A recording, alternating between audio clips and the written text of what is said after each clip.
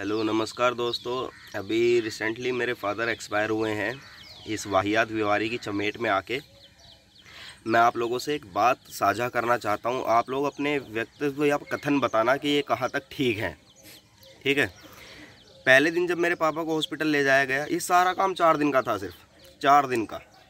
पहले दिन जब मेरे पापा को हॉस्पिटल ले जाया गया तो उनको जो गले में स्वैब डाल के, नाक में स्वैब डाल के जो देखा जाता है कोरोना है या नहीं, उसमें रिपोर्ट आई तो रिपोर्ट आई नेगेटिव। मतलब पेशेंट को कोरोना नहीं है। उसके बाद डॉक्टरों ने शाम को कहा इनका एक और टेस्ट होगा, जिस टेस्ट को कहते हैं HRCT। उस टेस्ट में किया गया कि इनको कोरोना है। तो ये कैसा टेस्ट है जो कोरोना के टेस्ट के होने पर कोरोना नहीं पता चल रहा, और दूसरी एक मशीन से स्कैन करने के बाद दोस्तों पता चल रहा है कि ये कोरोना है। अच्छा, अब ज़्यादातर जो मैंने देखा हमारी कॉलोनी से, हमारे एरिए से, वहाँ जितने भी लोग हॉस्पिटल में जाके भर्ती हुए वो सब मर गए।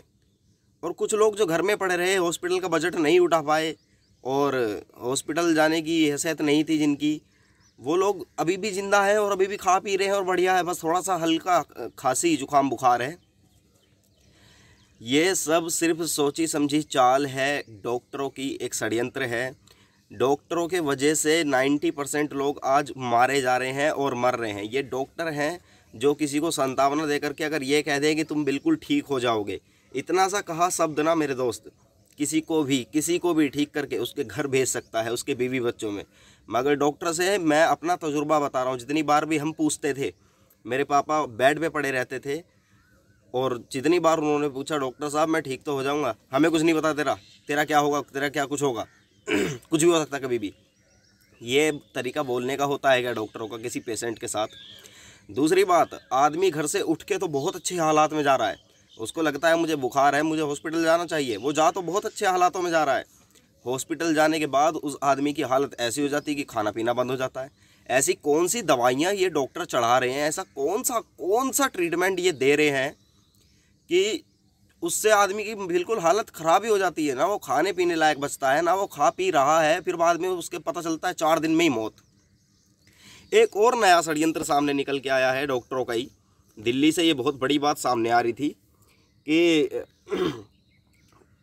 सभी डॉक्टर्स, अस्पतालों के बड़े बड़े मैनेजमेंट और एक मजदूर आदमी जिसको दिन में 300 रुपये भी नहीं मिलने, एक मजदूर आदमी को दिन में 300 रुपये भी जिसको नहीं मिलने, उसे 1000 रुपये एक दिन का देने का लालच देकर बोला कि जाओ कोविड वाले अस्पताल में भर्ती हो जाओ।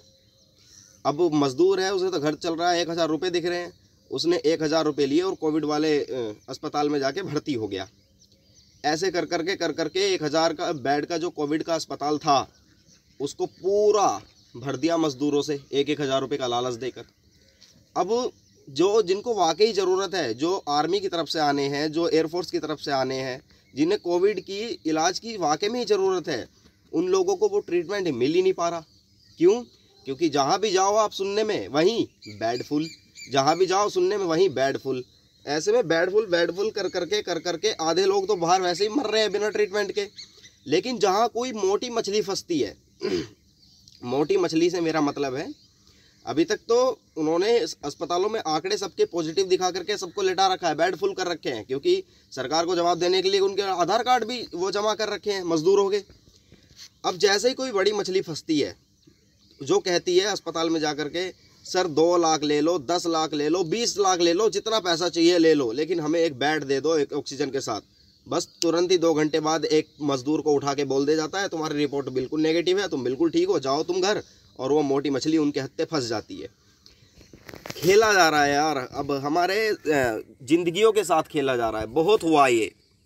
अब इतनी मौतें हैं, मेरे सर पे से बाप का साया छीन लिया और ना जाने कितने लोगों से छीनता जा रहा है। ये डॉक्टरों की षड्यंत्र है, डॉक्टरों की चालबाजी है।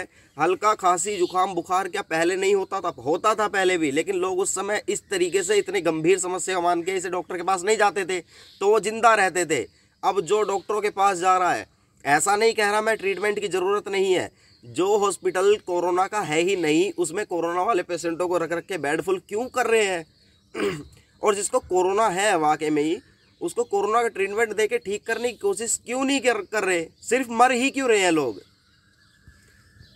चलो दोस्तों, आज रखता हूँ, फिर किसी नए टॉपिक पे वीडियो लेके आऊँगा। ज़रा भी अच्छी लगे तो सब्सक्राइब और शेयर ज़रूर करना।